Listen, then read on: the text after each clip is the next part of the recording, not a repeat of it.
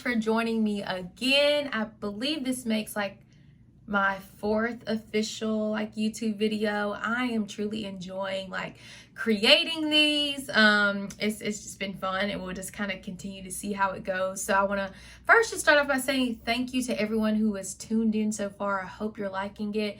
Continue to give me feedback, comment, like, share, subscribe, that whole ordeal, but just to kind of hop right into today's topic, I've spoken about this before on my podcast, about the power of consistency, and I shared a few tips and tricks on how to stay consistent. But I was like, you know what, Maya, why not make a YouTube video about this, especially before you even start recording your podcast live? So today I'm going to share 5 ways that, we can stay consistent in whatever we're doing, okay? 5 ways that I feel like is super important to stay consistent. And do not mind me looking down here on my laptop, because if you know anything about me, I'm a notes girl. So I have some notes kind of just written out to just kind of guide this conversation with you all. So number 1, it starts with your morning routine. Believe me or not, your morning routine matters. And I'm not talking about morning skincare routine, even though that does matter. Please, ladies and gentlemen,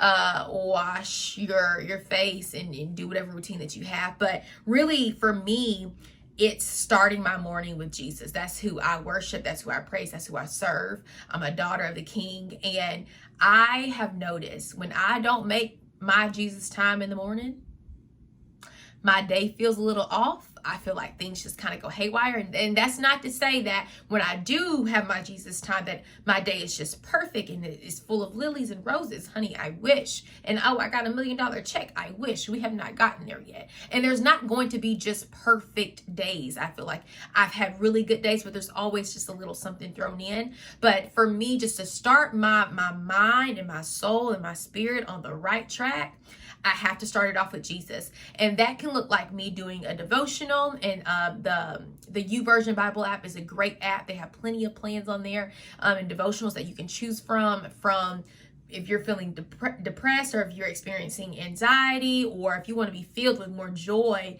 how to be more grateful. I'm talking about, honestly, any topic, sex.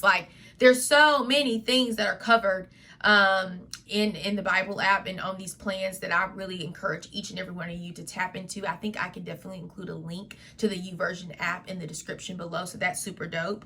Or this could literally just look like me laying back in my bed, opening my eyes, saying, God, thank you so much for waking me up this morning. Thank you for, starting me on my way. Thank you for keeping me. Thank you for allowing me to be healthy, my family, my friends, my dog.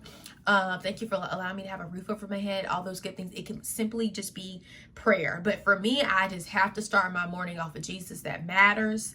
And then secondly, what I feel like is really important, and this goes under or with, being a part of my morning routine, is make up your bed, grown people. Make up your bed. Make up your bed, okay? It is so important to make up your bed. It is. And I'm not yelling at anyone, even though they kind of came across that way. But I have just found too that when I make up my bed, my day just seems to be more productive and more organized. And honestly, y'all, it has been scientifically proven that people that make their beds up, right? That's a part of their morning daily routine. They are more productive. So it's simple for men and for my women. If you just want to pull the covers up and you put the pillows nicely and neatly on top, great, that's fine. And y'all, don't get me wrong, there are some days, let's say if I wake up late or I'm rushing and I have a lot to do, I may not get around to it, but I promise you, I'm not going to hop back in my bed that night without that bed being made up, okay? So find time to do that. I promise you that is a step in the right direction. It's a beautiful habit to have, and it will definitely keep you consistent in how you move forward in other projects and other endeavors in your life. Number 2, the second way that you can stay consistent or just practice consistency is it's always good just to have a plan. Now, I understand, especially being a Christian, that you can have a plan and God can laugh at it and he'll be like, oh, I'm gonna just throw that in there and let's just see how you respond. I'm like, oh, Jesus, Try me another day, please. But it's just good to have a plan, have your day organized so you know what to expect when it comes to work. I know for me, I work a full-time job. I also host a podcast, and then I'm also getting into this whole vlogging YouTube series, and it takes a lot. Not to mention I also have a part-time job as well, and just all these things that I'm trying to like curate. It does not, my days are not smooth if I don't come up with some sort of schedule. So like I have 3 calendars that I typically tend to pull from. So I have like an Outlook calendar for work that schedules all my meetings for that day, as well as like literally a content creation calendar that I just started. I've had people ask me that before, so don't think I lied to you if I said, oh no, I don't use a calendar, I just go on the fly. Once I started to become more consistent, I've learned from other influencers that I follow that you need a calendar, you need to schedule batch content creating. It'll make your life easier instead of, oh, let me wake up at 5 o'clock in the morning, go to the gym and try to film me going to the gym. Let me edit it and then post it. Sis, brother, friend, mapped out family member, do yourself a favor, schedule it in and knock it all out in a day or 2, okay? I would really encourage you just to have a plan, use a schedule. We have Google Calendar, I use that as well. Planners, my good girlfriend, Amani, I'm gonna have to text her. She has like, it is a Black-owned business, but they create calendars and planners that are just dope. They have motivational quotes with African-American women in there, brown people, not just African-American, but brown people as well. And I absolutely love it. So I have to ask her for that link. Number 3, which I feel is most important, and I've learned to become this type of person, but it's just to have a positive outlook on life. So to view the glass as half full rather than it's almost empty, right? I just found that when you choose to look at things from a positive standpoint, they just tend to turn out better. And to put that in layman's terms, the best way to describe that is your thoughts are so powerful, even like those subconscious thoughts. So it's just really important how you choose to look at your day. And I'm gonna just give you an example of me this morning. I woke up it's Sunday, feeling like, woohoo, I am ready to go. I'm gonna like walk my dog, I'm gonna watch church, I'm going to have my Jesus time, then I'm going to like work on my content calendar, then I'm gonna make a few videos and da. And then I got on Instagram and I started scrolling and I just kept seeing things that just wasn't giving me any sort of positivity. And I was just like, honestly, my mood had just changed from like happy-go-lucky plan, let's make today a productive day as well. Even though on the Sabbath we do rest, I am resting. But I just kind of like got down and out. And it's so important, not only, recognizing the power that's in your tongue, but your eyes and your ears have so much power. And I just told you how I felt that the trajectory of my entire day had been shifted just from looking and hearing and seeing some things on Instagram, or maybe from what I'm not seeing. Let's just keep it a stack, y'all. I know my women and some men can relate. When you have a person that you want to be looking at your stories and you want them to kind of pay attention to your posts, and then you see them, they're not paying attention, you like, whoa, what's going on? How petty, right? How much pride is that? But I'm what I told y'all, my word for this year is transparency. So I'm gonna keep it honest at all times, at all costs. Obviously by being respectful, but just try your best. I said all that to say is have a positive outlook. Be careful what you allow yourself to hear and engage and see, things in, and just choose to surround yourself around some positive people. And to kind of get me out of that funk, I called my sister, one of my good girlfriends and sorority sisters, Saray and Lex, and they just kind of spoke some life into me, and we got back on the ball and went and had a really long walk, enjoyed church, watched like 1.5 services. Holly Furtick preached today, amazing. It was so wild. I wasn't even planning on watching Elevation today, but she spoke right to my soul, and I'm probably going to end up talking and sharing a little bit of her message through my next podcast episode, so don't be surprised if you hear about that. Okay, number four, and for me, this matters to me, and I think, even if you're not a content creator, or really, even if you don't have like a social media presence, it kind of like, it just matters how you choose to look at this, but I wrote down, don't pay attention to the numbers, but focus on the impact that you're making. So no matter who's watching, no matter who's seeing, again, if you don't have a social media presence, but you're at work or you're in church and you're serving it in those capacities, and you kind of feel like you're not being noticed, be okay. And I talked about this on my podcast. Y'all need to tap into Mapped Out, because I was talking about myself in third person, but I be talking about some good things. You know, being able to honor your hidden seasons, right? It's okay to, you know, for the numbers not to really match that impact. And I know people are like, well, Maya, aren't those directly correlated?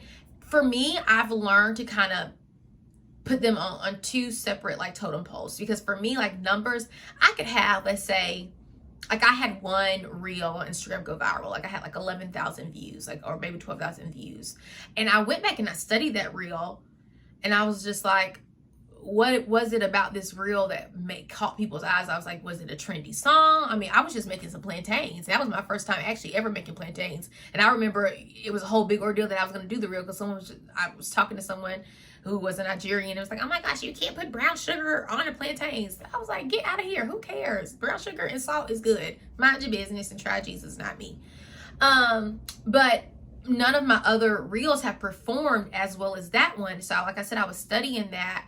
And I, you know, went back and looked at the analytics, and I was looking at the people who liked it. And I didn't understand, you know, I'm happy for it. I'm happy about it. But when I go and look at, let's say like another reel, it was a reel about, you know, how to pray.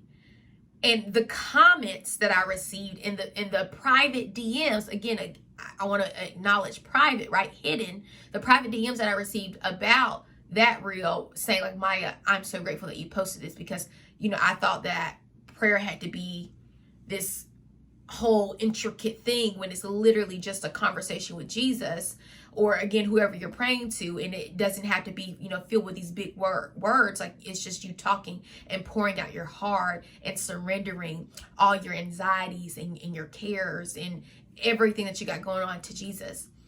And I had to realize, and I'm like, oh God, whew, that's good. That's a lesson that I had to learn, that even though this reel went viral and had like a, you know, it to the world had a really big impact, this other reel in comparison, even though I don't even think it had half of those views, maybe it had like maybe 3,000, 4,000 views, the impact of it, right? And the feedback that I was able to receive, really confirmation of like, Maya, it was so important that you do it, made a lot of sense. So just to stay consistent, don't worry about the numbers right now.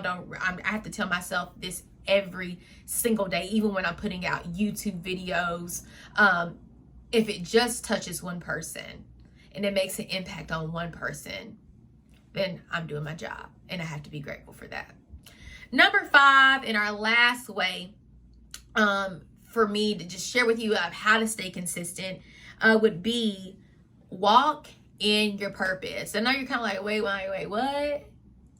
We have several different purposes, or I don't even know what my purpose is. Go to Jesus, he'll tell you. But really, it's also written out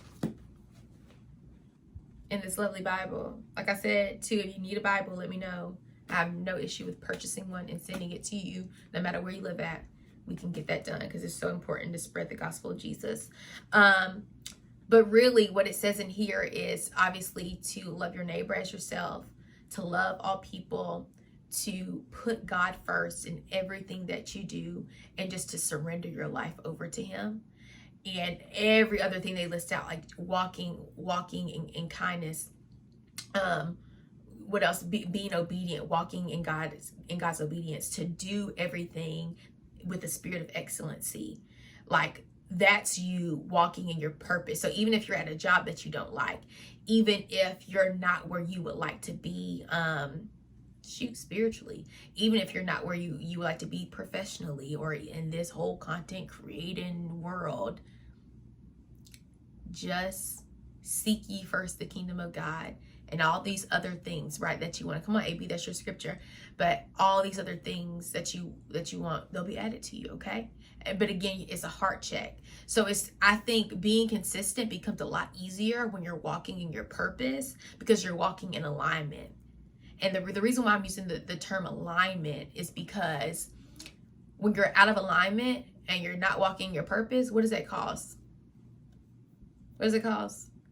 Like y'all can respond to me. Type it in the chat, put it in the comments, but it causes friction, which obviously proves friction and confusion and dissatisfaction, anger. All those things can tell you, oh, I'm out of alignment.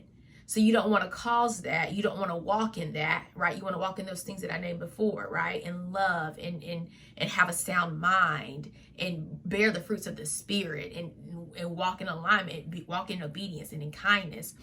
That's walking in your purpose and doing everything that God has called you to do, right? With a spirit of excellency, even if you don't feel like you're supposed to be there right now. Okay, so those are 5 ways that you can stay consistent in whatever you're choosing to do right now. I think that is just so dope that you all continue to tap in every single week, sometimes even twice a week, depending on when I'm uploading. I'm just really appreciative of that. Please let me know. I appreciate any feedback. All of the love and support. Be sure to like, comment, and subscribe. And I just thank y'all. Y'all have a great week.